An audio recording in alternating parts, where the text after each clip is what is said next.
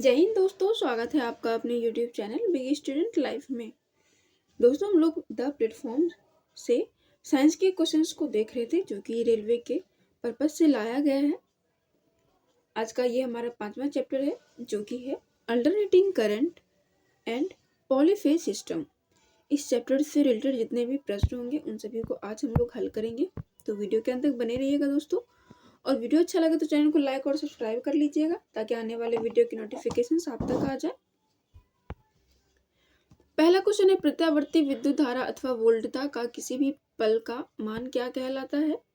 इसका आंसर हो जाएगा ऑप्शन नंबर बी, तात्कालिक मान। ऑप्शन नंबर बी हो जाएगा तात्कालिक मान। आगे, प्रायः सभी वैद्युतिक मापक यंत्र एसी के किस मान को दर्शाते हैं? इसका आंसर हो जाएगा ऑप्शन नंबर सी, आरएमएस मान। ऑप्शन नंबर सी हो जाएगा आरएमएस मान। आगे दोस्तों, गणनाओं आदि में एसी का कौन सा मान प्रयोग किया जाता है? इसका आंसर हो जाएगा ऑप्शन नंबर ए, औसत मान। ऑप्शन नंबर ए हो जाएगा औसत मान। आगे, प्रत्यावर्ती राशि की आरएमएस मान तथा औसत मान के अनुपात को क्या कहते हैं? इसका आंसर हो जाएगा option number C, form factor. Option number C हो जाएगा फॉर्म फैक्टर। आगे, अगर दो प्रत्यावर्ती राशियों के बीच का अंतर 90 डिग्री हो तो क्या कहलाती है? इसका आंसर हो जाएगा option number B, quadrature. Option number B हो जाएगा क्वाड्रेचर। आगे, वह प्रत्यावर्ती राशि जो दूसरी प्रत्यावर्ती राशि की अपेक्षा बाद में अपने शिखर मान पर पहुंचे वो क्या कहलाती है? इसका आंसर हो जाएगा ऑप्शन नंबर ए, लैंगिक राशि। आगे, शुद्ध प्रतिरोधी परिपथ में विद्युत धारा एवं वोल्टता इन फेज रहती है। ऑप्शन नंबर सी हो जाएगा इन फेज रहती है।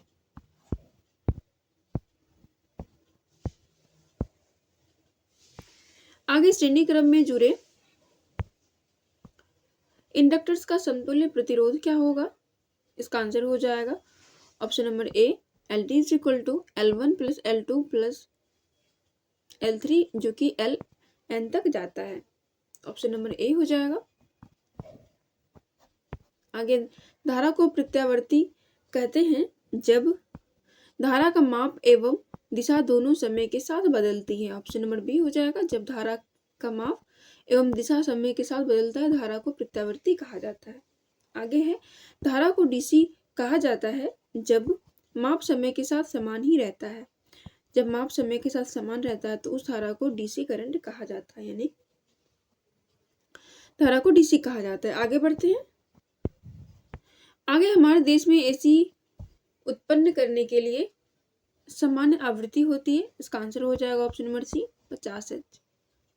आगे है, मशीन की आवृत्ति डैश पर निर्भर करती है। इसका आंसर हो जाएगा ऑप्शन नंबर ए, ध्रुवों के जोरों पर। हमारा अगला क्वेश्चन है, वोल्टेज व धारा के बीच का कोण डैश कहलाता है? इसका आंसर हो जाएगा ऑप्शन नंबर डी, फेज अंतर।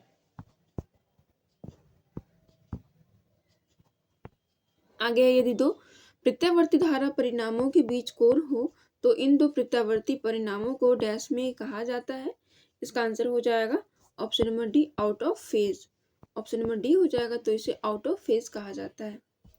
आगे दोस्तों, आरएमएस मान बटा औसत मान बराबर क्या होगा? इसका आंसर हो जाएगा ऑप्शन नंबर डी, फॉर्म गुणांक। ऑप्शन नंबर डी हो जाएगा फॉर्म गुणांक। आगे, अधिकतम मान बटा आरएमएस मान बराबर क्या होगा? इसका आंसर हो जाएगा ऑप्शन नंबर ए, चरम गुणांक। ऑप्शन नंबर ए हो जाएगा चरम गुणांक। आगे, यदि औसत मान ज्ञात हो तो आरएमएस मान डैश से ज्ञात किया जा सकता है। इसका आंसर हो जाएगा ऑप्शन नंबर डी, 1.11 गुना औसत मान। हमारा अगला क्वेश्चन है, यदि चक्र का अधिकतम मान ज्ञात हो तो औसत मान डैश से ज्ञात किया जा सकता है। इसका आंसर हो जाएगा option number B, 0.0606 E max. आगे है, यदि चक्र का अधिकतम मान ज्ञात हो तो आरएमएस मान डैश ज्ञात किया जा सकता है। इसका आंसर हो जाएगा ऑप्शन नंबर सी, 0.707 ई मैक्स मान।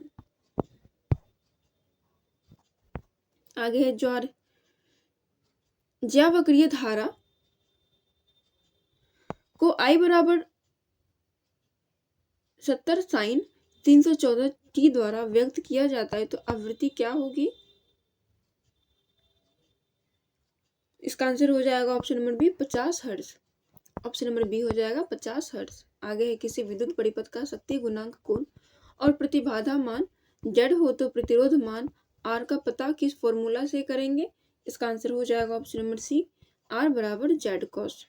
ऑप्शन नंबर सी हो जाएगा आर बराबर जेड कॉस। आगे यदि किसी कुंडली का प्रतिरोध 15 ओम प्रतिबाधा 2 ओम हो तो 5 प्रेरकीय प्रतिघात क्या होगा। इसका आंसर हो जाएगा ऑप्शन नंबर सी 20 ओम। आगे है विद्युत वाहक बल का समीकरण E बराबर 10√24 साइन ओमेगा टी दिया है, इसका अधिकतम मान क्या होगा। इसका आंसर हो जाएगा दोस्तों ऑप्शन नंबर बी 10√24। आगे प्रत्यावर्ती धारा का समीकरण I = 35.36 साइन 628 टी प्रभावी मान होगा। इसका आंसर हो जाएगा option number B 25 ampere. Option number B हो जाएगा 25 एम्पियर। आगे है यदि प्रत्यावर्ती धारा समीकरण I बराबर 42.42 साइन 50 पाई टी हो तो औसत मान क्या होगा। इसका आंसर हो जाएगा ऑप्शन नंबर सी 27 एम्पी। आगे आधे चक्र के लिए धारा का मान निम्न है, धारा एम्पियर में है 0 2 3 5 8 10 8 5 3 2 0। इसका औसत मान क्या होगा। इसका आंसर हो जाएगा ऑप्शन नंबर डी 4.18 एम्पियर। आगे है जावक्रीय सप्लाई जिसका चर मान 100 वोल्ट है का आरएमएस मान डैश होगा। इसका आंसर हो जाएगा ऑप्शन नंबर ए 100√2। आगे है ई बराबर 200 साइन 314 टी की प्रत्यावर्ती वोल्टेज एक लोड पर लगाई जाती है जिसका प्रतिरोध 20 ओम है। परिपथ में प्रवाहित होने वाले अधिकतम धारा डैश होगी। इसका आंसर हो जाएगा ऑप्शन नंबर ए 10 एम्पियर।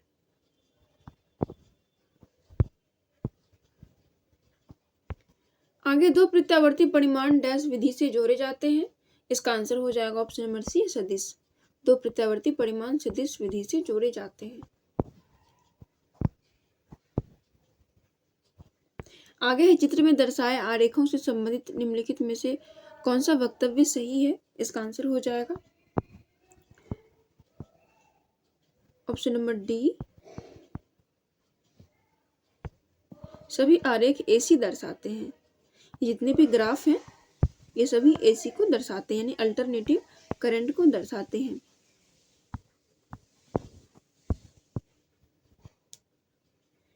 आगे है एसी को डैश द्वारा आसानी से घटाया या बढ़ाया जा सकता है। इसका आंसर हो जाएगा ऑप्शन नंबर सी ट्रांसफार्मर। आगे शुद्ध प्रतिरोधी परिपथ का शक्ति गुणांक डैश होता है। इसका आंसर हो जाएगा ऑप्शन नंबर डी इकाई।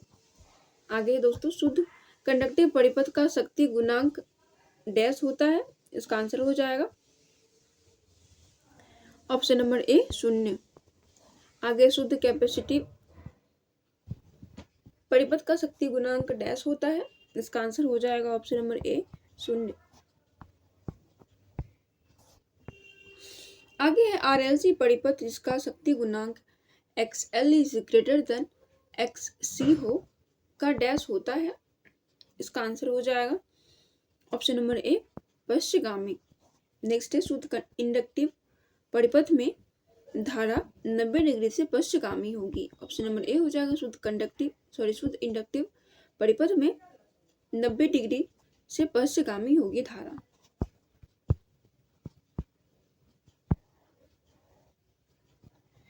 आगे शुद्ध कैपेसिटी परिपथ में वोल्टेज 90 डिग्री से पश्चिमगामी होगी। ऑप्शन नंबर ए हो जाएगा शुद्ध कैपेसिटी वोल्टेज में परिपथ में वोल्टेज 90 डिग्री से पश्चिमगामी होगी। आगे है शक्ति गुणांक बराबर क्या होता है, तो ये हो जाएगा option number B R/Z। Option number B हो जाएगा R/Z।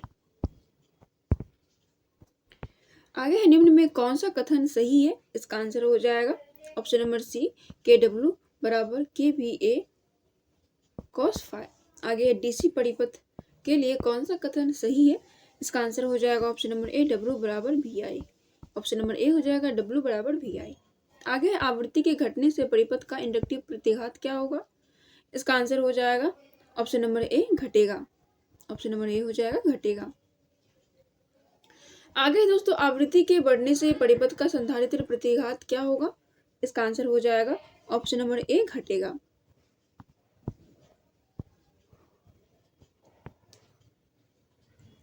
हमारा अगला क्वेश्चन है, यदि शुद्ध इंडक्टिव परिपथ की आवृत्ति आधी हो तो परिपथ की धारा डैश होगी। इसका आंसर हो जाएगा ऑप्शन नंबर बी दोगुनी हो जाएगी। ऑप्शन नंबर बी हो जाएगा दोगुनी हो जाएगी। आगे दोस्तों 100 सीवाइस आवृत्ति वाली प्रत्यावर्ती धारा पर कैपेसिटर द्वारा 25 ओम का रिएक्टेंस लगाया जाता है। यदि आवृत्ति घटकर 50 सीवाइस हो जाए तो रिएक्टेंस डैश होगा। इसका आंसर हो जाएगा दोस्तों ऑप्शन नंबर डी 50 ओम। आगे परिपथ का थीटा गुणांक क्या है? इसका आंसर हो जाएगा ऑप्शन नंबर ए R/Z। आगे 0.6 शक्ति गुणांक पर पश्चगामी पर एक एसी परिपथ का इनपुट 10 kVA है। परिपथ द्वारा ली गई शक्ति जो कि किलोवाट में डैश में होगी। इसका आंसर हो जाएगा ऑप्शन नंबर ए 6। आगे किसी एसी परिपथ द्वारा लगाई गई आभासी शक्ति 20 kVA है और रिएक्टिव शक्ति 12 kVAR है। परिपथ में वास्तविक शक्ति डैश है। इसका आंसर हो जाएगा ऑप्शन नंबर डी इनमें से कोई नहीं। आगे रिएक्टिव पावर का यूनिट है। इसका आंसर हो जाएगा option number B VAR। Option number B हो जाएगा VAR। आगे एक RLC परिपथ में प्रतिरोध 6 ओम, इंडक्टिव रिएक्टेंस 8 ओम तथा कैपेसिटिव रिएक्टेंस 16 ओम है। परिपथ का इम्पीडेंस क्या होगा? इसका आंसर हो जाएगा option number A 10 ohm. Option number A हो जाएगा 10 ओम।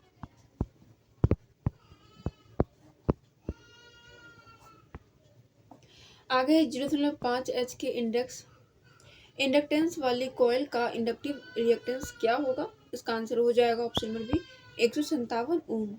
आगे है 8 ओम प्रतिरोध तथा 6 ओम इंडक्टिव रिएक्टेंस वाली कॉइल 250 वोल्ट 50 हर्ट्ज सप्लाई से जुड़ी है। कॉइल का शक्ति गुणांक डैश होगा। इसका आंसर हो जाएगा ऑप्शन नंबर सी 0.8।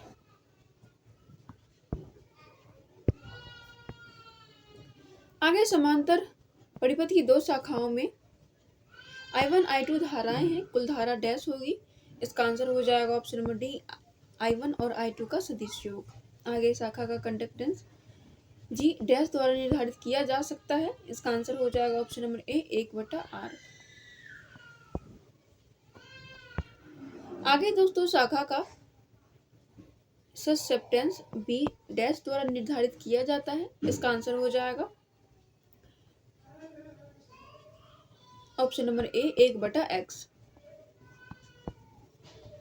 नेक्स्ट है, दिए गए चित्र में दर्शाए गए परिपथ की कुल धारा क्या होगी? इसका आंसर हो जाएगा दोस्तों option number B 7 ampere. Option number B हो जाएगा 7 एम्पियर। आगे दिए गए चित्र में दर्शाए गए धारा की कुल शक्ति क्या होगी? इसका आंसर हो जाएगा option number C VI cos phi।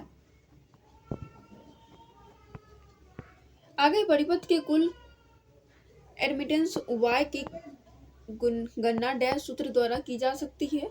इसका आंसर हो जाएगा option number B √G² + B²। Option number B हो जाएगा √G² + B²।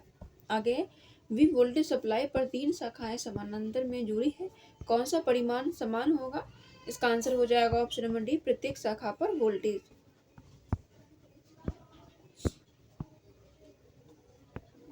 आगे 2 फेज सप्लाई में वाइंडिंग का विद्युतीय विस्थापन डैश होता है।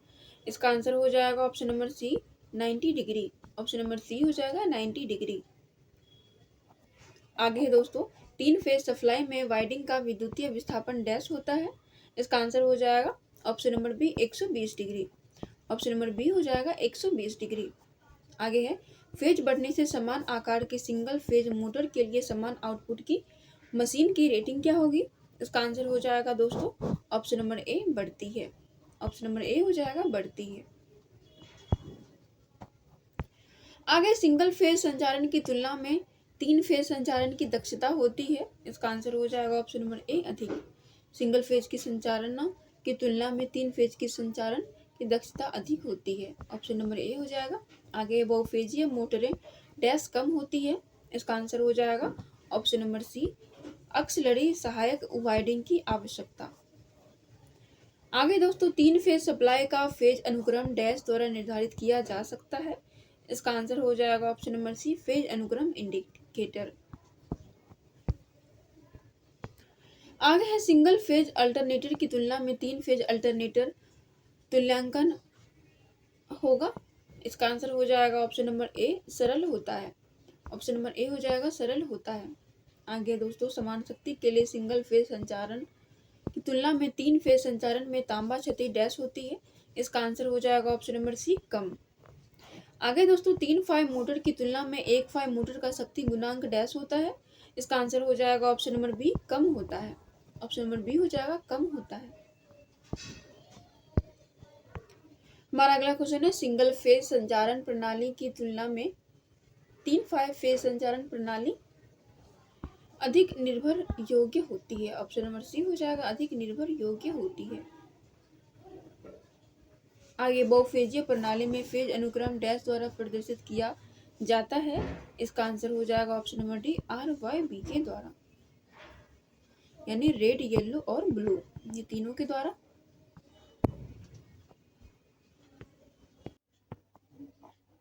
आगे स्टार जोड़ के लिए वाइडिंग के टर्मिनल जोड़े जाते हैं। इसका आंसर हो जाएगा ऑप्शन नंबर बी वायरिंग के सिरे एक जंक्शन पर जुड़ते हैं। नेक्स्ट है डेल्टा कनेक्शन के लिए वायरिंग के टर्मिनल जोड़े जाते हैं। तो ये हो जाएगा ऑप्शन नंबर ए एक वायरिंग का अंतिम सिरा दूसरी वायरिंग के पहले सिरे से। ऑप्शन नंबर ए हो जाएगा डेल्टा कनेक्शन के लिए वायरिंग के टर्मिनल जोड़े जाते हैं एक वायरिंग का अंतिम सिरा दूसरे वायरिंग के पहले सिरे से।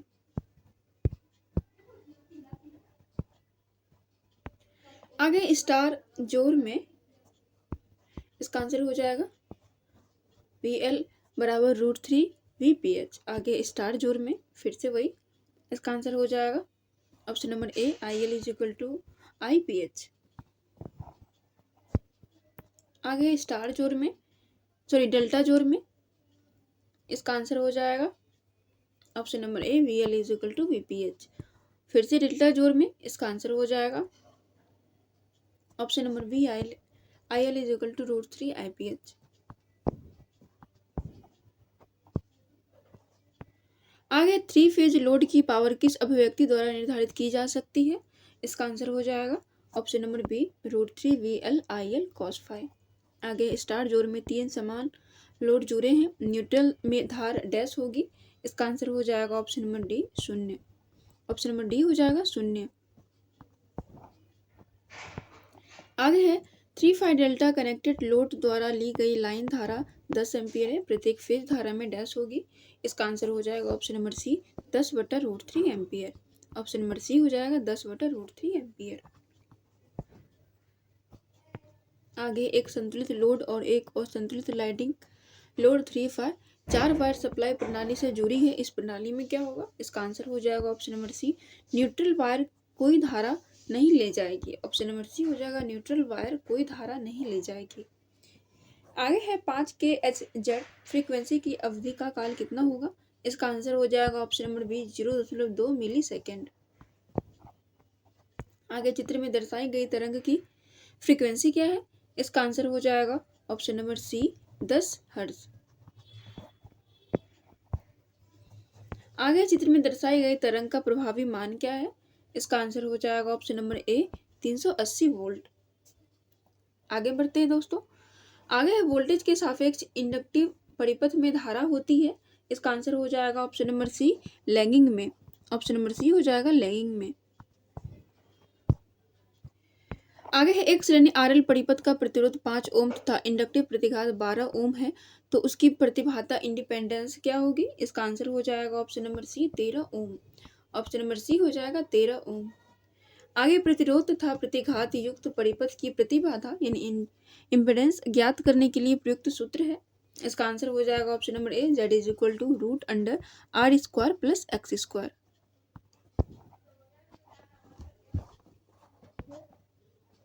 आगे कैपेसिटी प्रतिघात का मान परिवर्तित होता है। इसका आंसर हो जाएगा ऑप्शन नंबर बी, फ्रीक्वेंसी के व्युत्क्रमानुपाती। ऑप्शन नंबर बी हो जाएगा फ्रीक्वेंसी के व्युत्क्रमानुपाती। आगे 16 पिको फैराड मान प्रत्येक के 2 संधारित्र श्रेणी क्रम में संयोजित किए जाते हैं, उनकी कुल धारिता क्या होगी? इसका आंसर हो जाएगा option number A, 8 pico farad. Option number A हो जाएगा 8 पिको फैराड।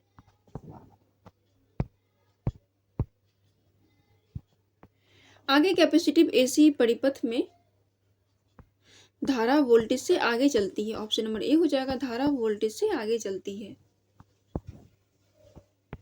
आगे है यदि PT इक्वल टू वास्तविक शक्ति तथा PA बराबर आभासी शक्ति हो तो शक्ति घटक यानी पावर फैक्टर के लिए कौन सा संबंध सही होगा? इसका आंसर हो जाएगा ऑप्शन नंबर सी, PF बराबर वास्तविक शक्ति बटा आभासी शक्ति। ऑप्शन नंबर सी हो जाएगा PF बराबर वास्तविक शक्ति बटा आभासी शक्ति।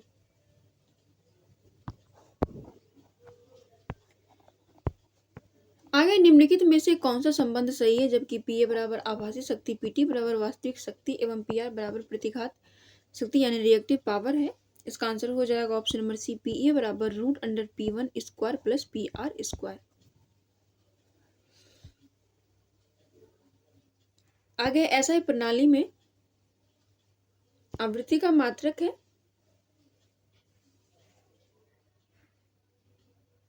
इसका आंसर हो जाएगा ऑप्शन नंबर ए, हर्ट्ज।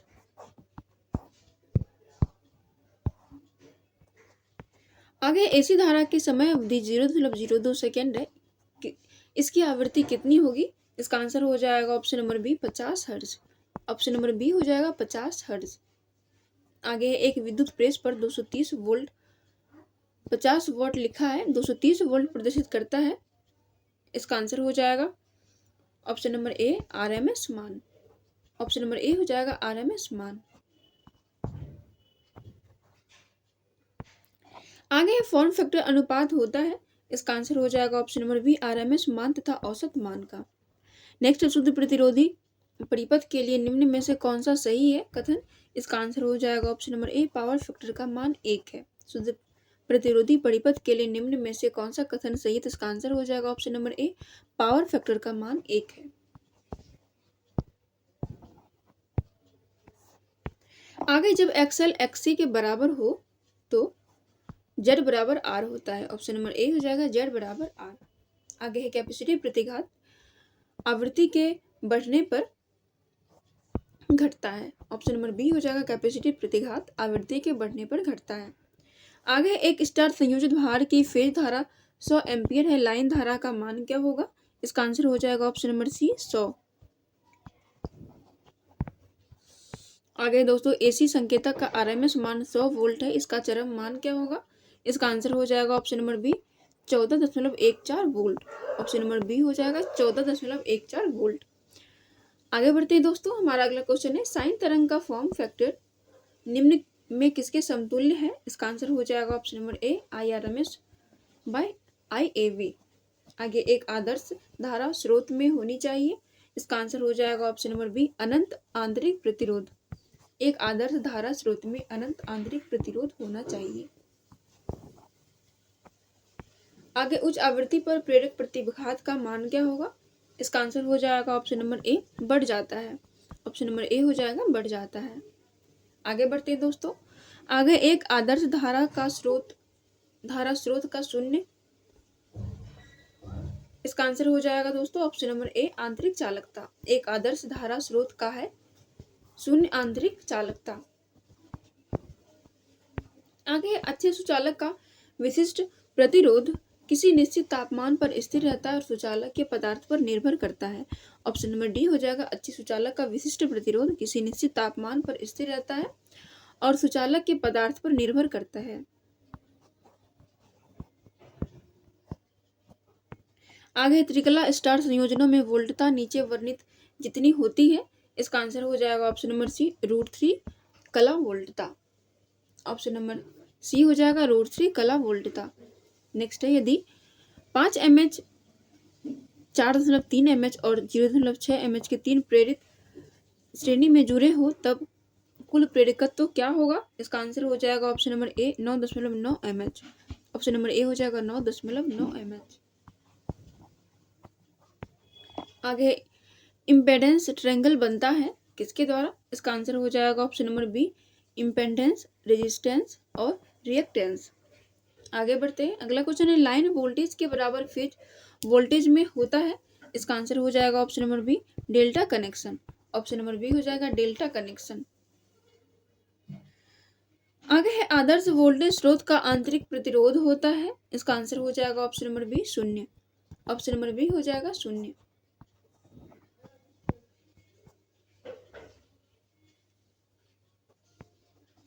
आगे है अनुकंपन यानी रेजोनेंस घटित होने के लिए निम्नलिखित में से किस घटक का होना आवश्यक है? इसका आंसर हो जाएगा ऑप्शन नंबर डी, बी और सी दोनों। आर और एल इन दोनों का अनुकंपन घटित होने के लिए इन दोनों घटक का होना आवश्यक है। आगे जब एक कैपेसिटिव लोड में धारा प्रवाहित किया जाता है तब धारा और वोल्टेज लीड करती है। ऑप्शन नंबर ए हो जाएगा लीड करती है। आगे जब विद्युत सामर्थ्य की एक निश्चित मात्रा को संचारित किया जाता है तो संचरण की क्षमता कब बढ़ जाती है? इसका आंसर हो जाएगा ऑप्शन नंबर बी, दोनों पावर फैक्टर और वोल्टेज बढ़ जाता है। दोनों पावर फैक्टर और वोल्टेज बढ़ जाता है। आगे बढ़ते हैं, आगे परिपथ का शक्ति गुणक परिपथ में किसको सम्मिलित करने पर उन्नत किया जा सकता है? इसका आंसर हो जाएगा ऑप्शन नंबर ए, संधारित्र। ऑप्शन नंबर ए हो जाएगा संधारित्र। आगे बढ़ते हैं, आगे डीसी सर्किट का सभी रूल एवं लॉ एसी सर्किट के लिए लागू होगा जब एसी सर्किट धारण किया रहेगा। इसका आंसर हो जाएगा ऑप्शन नंबर बी, प्रतिरोध केवल प्रतिरोध धारण किया रहेगा तभी। आगे यदि दो चालक एक ही दिशा में धारा ले जा रहे हैं तो चालक एक दूसरे को आकर्षित करेंगे। ऑप्शन नंबर डी हो जाएगा, चालक एक दूसरे को आकर्षित करेंगे। आगे आरसी सर्किट का शक्ति गुणक होता है। इसका आंसर हो जाएगा ऑप्शन नंबर बी, अग्र।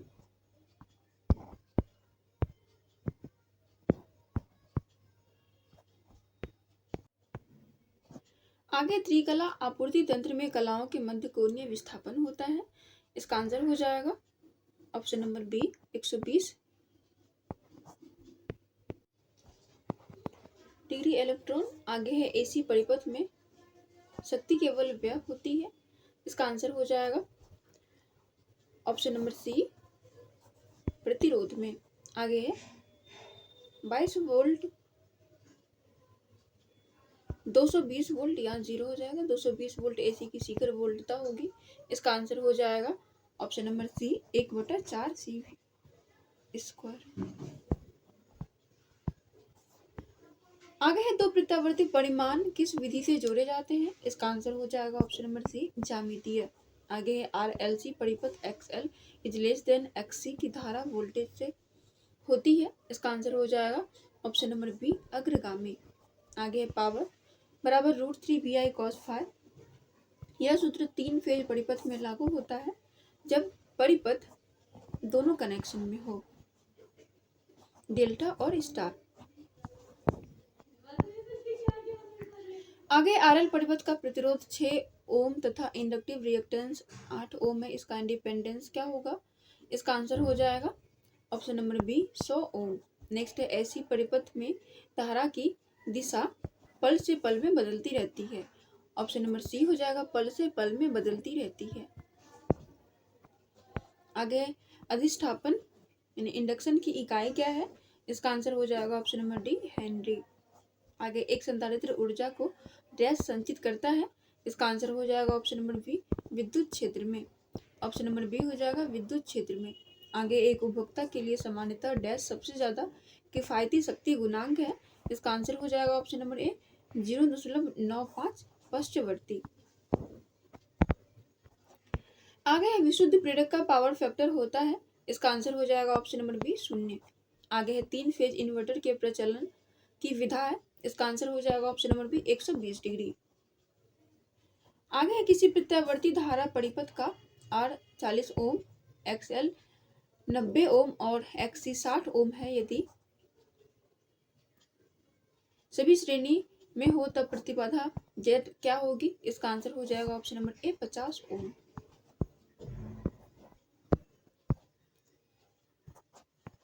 आगे धारा का औसत मान उसके आरएमएस मान से सदैव डैश होता है, तो ये हो जाएगा ऑप्शन नंबर डी, सदैव कम होता है। आगे किसी दोलित परिपथ में आवृत्ति ज्ञात करने का सूत्र क्या होता है? इसका आंसर हो जाएगा ऑप्शन नंबर सी, एफ बराबर half pi root under LC. आगे है एसी के लिए संधारित्र द्वारा दिए जाने वाले विरोध को क्या कहा जाता है? इसका आंसर हो जाएगा ऑप्शन नंबर बी, संधारिता विरोध यानी कैपेसिटिव रिएक्टेंस। आगे एक संधारित्र में पावर फैक्टर का मान डैश होता है, इसका आंसर हो जाएगा ऑप्शन नंबर डी, शून्य लीडिंग। ऑप्शन नंबर डी हो जाएगा शून्य लीडिंग। आगे है पीवीसी का फुल फॉर्म क्या होगा? इसका आंसर हो जाएगा option number D, polyvinyl chloride. Option number D हो जाएगा पॉलीविनाइल क्लोराइड। नेक्स्ट है, यदि एक परमाणु के 4 कर्षण शक्ति इलेक्ट्रॉन है तो उस द्रव को क्या कहते हैं? इसका आंसर हो जाएगा ऑप्शन नंबर सी, अर्धवाहक यानी सेमीकंडक्टर। उस द्रव्य को सेमीकंडक्टर कहा जाता है। ऑप्शन नंबर सी हो जाएगा। आगे है एक संतुलित त्रिकला तारा संयोजित प्रणाली में कला वोल्टता और लाइन वोल्टता के बीच संबंध है, इसका आंसर हो जाएगा दोस्तों ऑप्शन नंबर बी, VL बराबर √3 VPH। ऑप्शन नंबर बी हो जाएगा VL बराबर √3 VPH।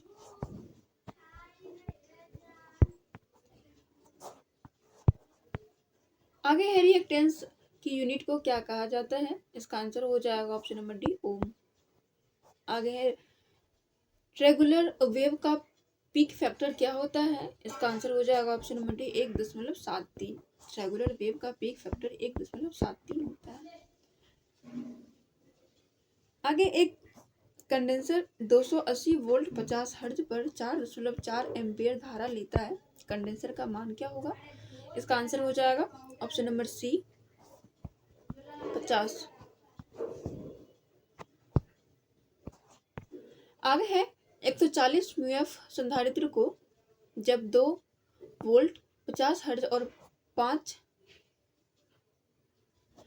हर्ट्ज से 5 जोड़ा जाता है तब जीरो धारा का मान क्या होगा?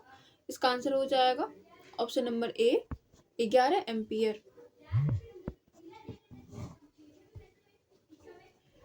आगे है शुद्ध प्रेरक में वोल्टता और करंट के बीच फेज अंतर क्या होता है? इसका आंसर हो जाएगा ऑप्शन नंबर डी, 90 लैग। आगे किसी प्रत्यावर्ती धारा परिपथ एसी सर्किट के लिए वोल्ट मापी द्वारा मापी जाने वाली पावर क्या होती है? इसका आंसर हो जाएगा ऑप्शन नंबर सी, सक्रिय पावर यानी एक्टिव पावर।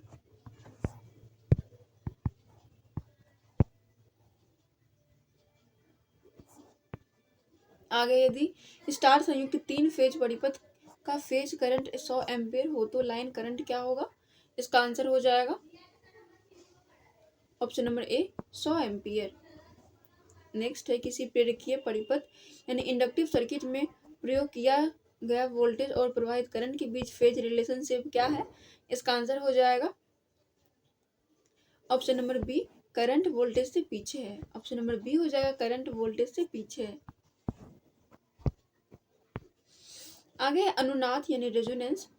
आवृत्ति पर प्रेरक प्रतिघात मान निम्नलिखित में किसके समान होगा? इसका आंसर हो जाएगा ऑप्शन नंबर डी, संधारित्रों का प्रतिघात। ऑप्शन नंबर डी हो जाएगा संधारित्रों का प्रतिघात। आगे बढ़ते हैं। आगे है कौन सा समीकरण किसी दोलन की कोणीय आवृत्ति ओमेगा व्यक्त करता है? इसका आंसर हो जाएगा ऑप्शन नंबर बी, ओमेगा बराबर 2πf। ऑप्शन नंबर बी हो जाएगा ओमेगा बराबर 2π गुना एफ।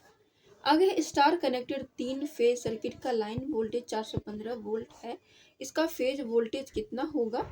इसका आंसर हो जाएगा ऑप्शन नंबर सी, 230 वोल्ट। आगे है किसी एसी परिपथ में जब प्रेरक प्रतिघात धारिता प्रतिघात में ज्यादा होता है तो कौन सा कथन सत्य होगा? इसका आंसर हो जाएगा ऑप्शन नंबर डी, विद्युत प्रवाह वोल्टेज से कम है। ऑप्शन नंबर डी हो जाएगा विद्युत प्रवाह वोल्टेज से कम है। आगे दोस्तों एसी के मध्य मान तथा एसी के शिखर मान में क्या संबंध है? इसका आंसर हो जाएगा ऑप्शन नंबर सी, आई बराबर 2I 0/π।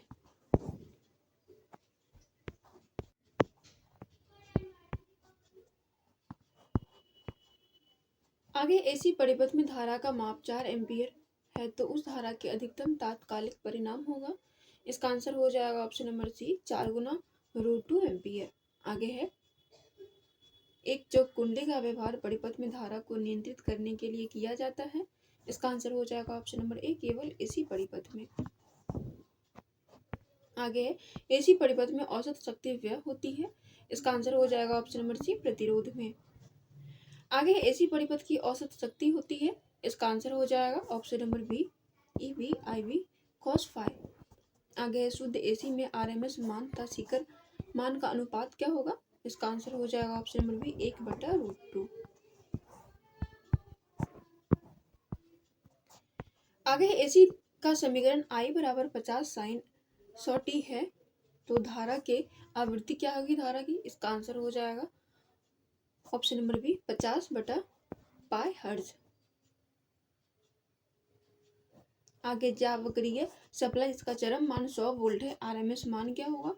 इसका आंसर हो जाएगा ऑप्शन नंबर ए, 100/√2। आगे एक सूत्र प्रेरकत्व की औसत शक्ति व्यय होगा। इसका आंसर हो जाएगा ऑप्शन नंबर डी, 0। आगे है निम्न चित्र के लिए सत्य कथन है। इसका आंसर हो जाएगा ऑप्शन नंबर बी, धारा I2 धारा I1 से लीड करती है।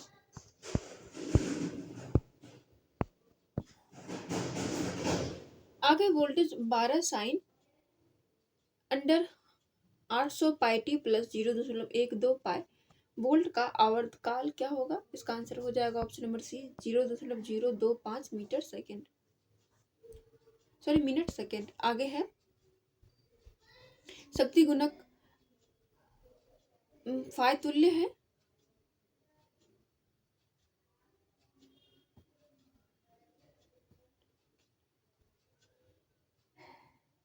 ऑप्शन नंबर बी हो जाएगा G/Y। आगे बढ़ते हैं। आगे एक जावक्रीय तरंग का शिखर से शिखर तक मान 400 वोल्ट है, धारा का वर्ग माध्य मूल मान क्या होगा। इसका आंसर हो जाएगा ऑप्शन नंबर ए, 200/√2। आगे निम्न में किस आवृत्ति का आवृत्ति काल सबसे कम होगा। इसका आंसर हो जाएगा ऑप्शन नंबर सी, 200 mH। आगे एसी परिपथ में सदा होती है। इसका आंसर हो जाएगा ऑप्शन नंबर ए, apparent power greater than actual power. अगला और अंतिम प्रश्न है, किसी परिपथ का पावर फैक्टर 0 होता है। इसका आंसर हो जाएगा ऑप्शन नंबर डी, बी और सी दोनों, प्रतिरोध और इंडक्टेंस। इसी के साथ दोस्तों हमारा आज का सेट समाप्त होता है। हम लोग अगले वीडियो में अगले चैप्टर के साथ मिलेंगे। तब तक आप लोग इस वीडियो को देखिएगा और कमेंट करके जरूर बताइएगा आपको वीडियो कैसा लगा।